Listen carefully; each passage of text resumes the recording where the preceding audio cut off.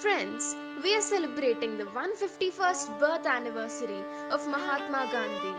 His ideals, principles, and values are relevant even today. His life is his message. Mohandas Karamchand Gandhi was born on 2nd October 1869 in Porbandar, Gujarat.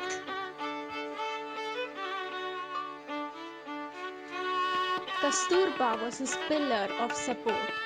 Perhaps she was the only person who could point out his mistakes. She was his companion and caretaker. His higher education in London gave him a law degree, but it is here that he identified himself as a person strongly rooted to Indian culture.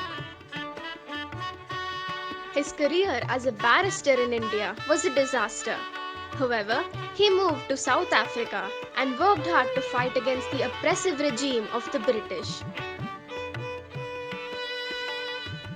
His experience of racism in South Africa proved to be a turning point in his life.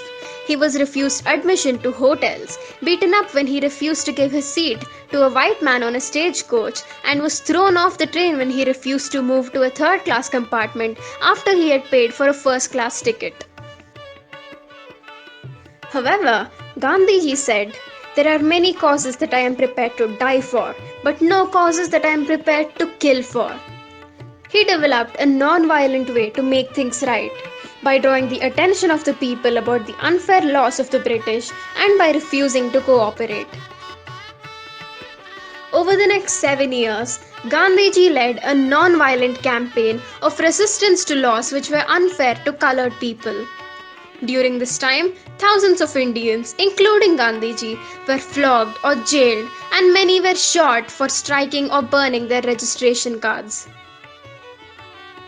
Eventually, the government was forced to seek a compromise with Gandhiji, and when he left South Africa, conditions for Indian people had greatly improved. He spun his own yarn and made his own cloth. He encouraged others to do the same instead of buying imported British material. At this time, Indian villagers were poorly paid and many were dying of famine. In 1918, Gandhi began a campaign to get them to stand up for themselves against the British who were ruling India. Gandhi's Satyagraha movements became immensely popular and he became the hope of the nation. Rabindranath Tagore fondly called him the Mahatma, which means the great soul.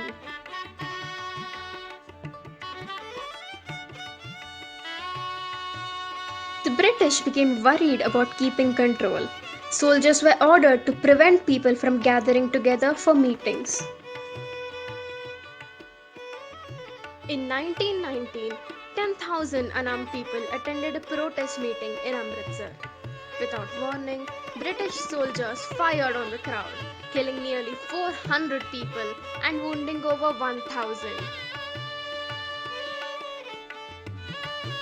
Meanwhile, the British rulers continued to collect heavy taxes from the people, which kept them in poverty. In 1930, Gandhiji led a 248-mile march to the sea as a protest against a tax on salt. Thousands joined him, making salt of their own. Over 60,000 people were arrested.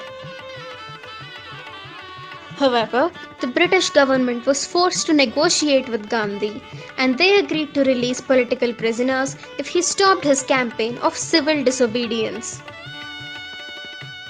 In 1933, Gandhiji went on a fast for 21 days to draw attention to the treatment of the untouchables, who he called the children of God. In 1930, during the Second World War, Gandhiji and his followers made it clear that they wouldn't support Britain unless India was granted independence. In 1942, Gandhiji was arrested by the British and was imprisoned for 2 years. By 1947, Gandhiji's campaign had weakened the British government's hold on the country. But with independence looming, killings and riots raged between Hindus and Muslims who hoped to take control of the new Indian government.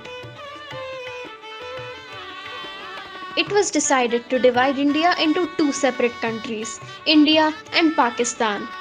Gandhiji strongly opposed the idea but was forced to agree because of the threat of civil war. The violence continued. Gandhiji's appeal for calm were ignored, so he began another fast. Only when the Hindu, Sikh, and Muslim leaders promised to renounce violence did he agree to take a sip of orange.